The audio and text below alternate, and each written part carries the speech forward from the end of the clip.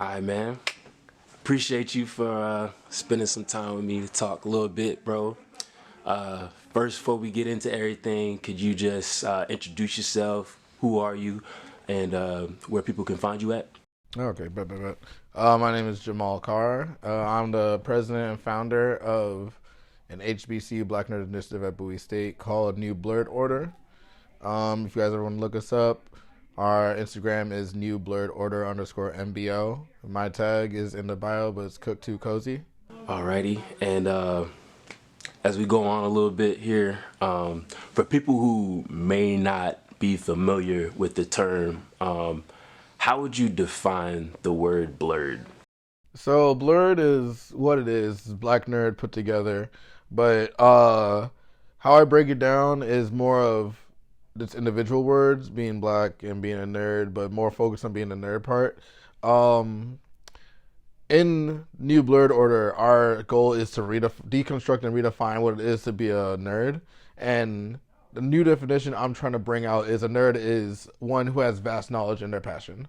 So try to like not just gate it to just people who are academically smart, people who are like into gaming or all stuff. People who are like geeks and all that, and like comics and all that stuff. But everybody is a nerd in there, in at heart. Like someone could be a nerd about fashion, someone could be a nerd about sports. Everybody who be on sports channels, the sports announcers, those are all nerds in sports gear. They're all just dressed up in sports. That's all it is. And just obviously the black part. Now it's not just excluding to any other race. It's like how we hear in these different inspirational talks, like Jane Elliott. Everybody is a tone of black somewhere. It doesn't matter, white, brown, yellow. We're all human. We're all one race. So it's everybody.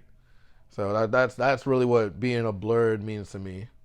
And could you give us a little insight about your blurred journey, like how you came to find yourself to be a blurred, if you will? Yeah. So I've always been into anime and all that stuff. I've always been into gaming since I was like young, but I did not know what it blurred meant till 2017. I was at Prince George's Community College and I ran an organization called Multiverse. My former vice president, she introduced me to someone who started all of this for me, named Mr. Hilton George. He is the CEO and founder of BlurredCon, Black Nerds Convention. Really great joint. Really great. It's really great. So pretty much it's a con where people just come together. Black nerds come together, enjoy each other's time, enjoy each other's work, try to just promote black artists, black upcoming businesses and all that stuff. It was really fun. It's actually here in Crystal City, Virginia. I actually went to that convention. His first joint was in August, and it opened my eyes. It opened my eyes to a lot of various things. The togetherness, the connection of our community, not just the black community, but the geek space. It opened my eyes to how structured it was, how well put together. I shadowed him for a bit because I was learning how to make our own convention because we held stuff like that at our school, but we wanted to be better. We wanted to get more, and we were hungry, so we kind of just took what we could get. And Hilton was dropping a lot of good jewels for us. He's teaching us a lot of stuff. Him and his late co-founder Hans, rest in peace. Passed away earlier this year. Earlier last year. Last year, it was painful in November. He was a great man. He was the co-founder in the finance side, so he taught us a lot about that too. Him and Hilton got us in various stuff. He got us into Awesome Con. He got us into he got us in various spots in Otakon. He kind of opened my eyes to the con industry, convention industry, because it's not con artist industry. So the con industry, and really got my mind going on how to make this grow. And I noticed in when I started attending Bowie State, there was a lack of that on campus. Like everybody was in their own cliques. Like if you were able to find someone who was into that, you either find them on Halloween, or you get into their group and just try to throw a little bit their way and see if the fish be catching. Got real on that big fish one, and then it just starts. It just starts. But I wanted to create a space on campuses where students can feel comfortable being like them. That's what we did on Multiverse, but in Multiverse it felt like we were excluding everybody else because we were only focused on anime and gaming. But at New Blood Order and BSU, we try to hold stuff like sports events. We got our own sports day coming up where we're including like Madden and 2K and all that stuff, not shunning them just because they're sports games. But there's a lot of students that are into that are also into anime and gaming, but they use sports as a way to mask that. And we want them to feel comfortable to being them. So New Blood Order started, and out of spite, which is a whole nother story. But it started, and we are actually hitting our 1 year anniversary. So we've doubled since last semester in following and members, and it's just been growing ever since. And it's always great to hear not only from the students but from family of the students that we've been impacting their lives. So Blurred Journey, it's still going, still running rampant. Got a lot more to do, got a lot more to accomplish, but it's been pretty good. It's been eventful, and it's been a very experiencing time. Especially now, I'm about to be graduating next year in the spring, and I gotta find someone to pass the torch on campus while I take the organization off campus. And shifting a little bit to New Blurred Order specifically, could you talk a little bit about how the organization came to be? Yeah, New Blood Order is my baby. Like, I got it when it was like nothing and just raised it. There's two sides to this story. There's a professional one and there's a funny one. Which one do you want to hear first? You could start with the professional and then work your way around, however you want to do it. All right. So the professional one, how it goes. Like I came to Bowie and I wanted to create a space where students could feel themselves on HBCU campus. I feel like there's a lot of weird, different negative stereotypes on HBCU campuses that kind of like prohibit students from expressing themselves, and when they do, they get outcasted. And I feel like it's at any college, like a PWI or HBCU. But I noticed it at HBCUs a lot more, that students that are into like the anime, gaming, comics, they're not out there, but they're more like in their own clique, or they're outcasted away from other people who wouldn't understand them, type of thing. So I came to the campus and wanted to change that. I didn't like it, and I wanted to make my time on the campus fun. So I just did some research, and when I found it was another organization, things didn't really blow over well, which is coming. I'm going to get to that in a second. But I took this matters in my own hands and did what I did on PG, Prince George Community College. Did what I did over there at Bowie, and it's been flourishing well. Not only have we made like impact on students who are already in, but students that aren't in it now know of us. Faculty know of us, and on top of that, even the president, Dr. Bro, she loves what we're doing, and she saw us first for our gaming side, and we've been getting a lot of attention, and we're now building our own esports side. We just got technically funding to start D&D events at our campus. It's like funding, not funding, but this library is partnering with us, so I count that as funding since they're buying books. But yeah, it's been a lot, and soon I'm gonna be getting us to more cultural events. I'm gonna try and take us to different places, different campuses, different festivals, like the Cherry Blossom Festival coming up. Now what started this? This is the funny side. Here we go. So anytime anybody asks me how this start, I will gladly tell you it started out of spite. New Blood Order was born out of pure spite. Um, there was a little club at Bowie State called the Japanese Culture Appreciation Club. They were blooming greatly before the pandemic. The pandemic hit, people left. It tried, and it was still mobile, but it wasn't as mobile. So, I became part of this organization, and I realized that the problem was they weren't promoting. Uh, they wanted to stay on Discord. They wanted to stay online. They kept putting out events a day before it happened. It wasn't constructed. It wasn't structured well enough that uh, it would make an impression. And granted, this wasn't even like a Black nerd initiative group. It was just people who were into Japanese culture. Nothing's wrong with that at all. But it's kind of like depriving students of being able to be more than just that. It kind of put them into a box where we're mainly here for Japanese culture. But we don't talk about comics. We don't talk about sci-fi. We'll talk about Japanese sci-fi, sure. But what about Marvel, DC? What about all the Black characters, all Latinx characters that are in comics are just like now are starting to get attention in actual cinema. Um, Told them who I was. They loved me, and that's where things went south.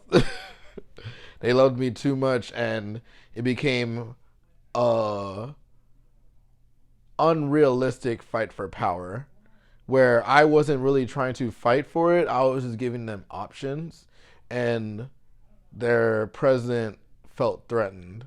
So after a while, I kind of like didn't want my hand in it because I didn't see the purpose of them staying online where they have so much potential on campus. I understand pandemic was like we're just getting over the peak of the pandemic, and students are back on campus. But now that we're fully like moving back onto campus, like students need to know. So that's where I took my leave, and I made New Blood Order to give students that justice of being able to feel like them. And New Blood Order started with the fighting game club on campus, and from there it grew from just students that were in a fighting game club to students who knew about anime and gaming, to students who were in SGA that knew about us, students who were in CAB that knew about us, and it grew to faculty wanting to work with us. And now we're at the point where like we're known. We're on par with being as known as the Divine Nine, being on par with doing collaborations with SGA. We technically held the first event on campus, which is Games War this semester. Even though it was partnered with SGA, it was still like the first event. But overall, it started out of spite, but became much more. And through our success, it kind of made them take a semester off. So we made a lot of headway from when we started last semester, and even so, we got in contact with BlurCon, and now they want to support us as much as they can on campus too. When you think about, Blurred, you got two sides to it, Black and nerd. Could you talk about your experience in trying to weave your nerdiness into Black culture and your experience trying to fit in on that front? Great question, actually. So we had a panel. We started this panel inspired by the Red Table Talk called the Black Table Talk. I had it with an organization on my campus called High Level Conversation Club, ran by my friend Jay Kendrick. He's has his own brand called More Life. We pretty much had an open panel discussion about being black and being a blurred in the black community.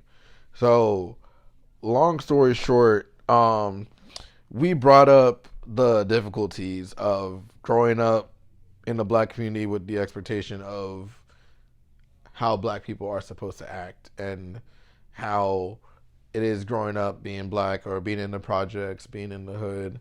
And on top of that, it being a stereotype of being into anime, being a geek. We talked about the disparities of the conflict of, even though you're black, apparently being a nerd was worse, and people had to hide the fact of being that. People had to hide the fact of being who they were, because no matter what race you are, it just looked bad. It looked bad, but it looked immature. It looked like you were weird. It looked like you were different. And back then, being different was seen as bad because you're not trying to be like everybody else. And what they thought trying to be like everybody else was going to get you moving, was going to keep you safe. When really that has been proven to end up being the reason why we're why we're being tangled into so much shit. We had to separate what it meant to be black and separate what it meant to be a blurred, and have people understand that being black isn't what the society makes us to be. We had to break down the whole ideology that being black is so much more than what they say, and that racism, which I'll always say doesn't make sense to me. Racism is just really just focusing on color.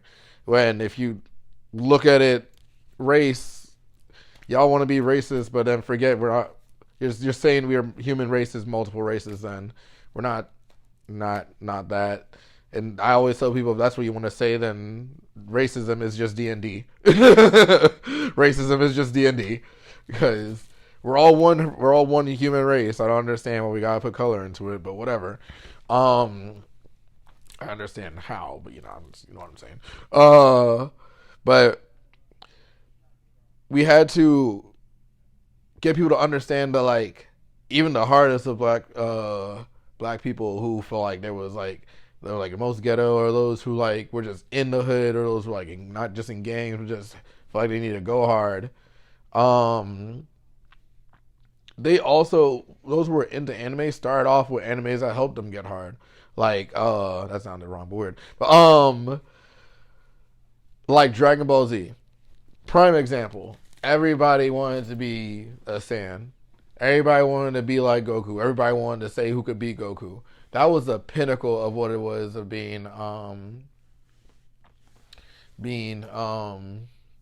being a nerd in the black community.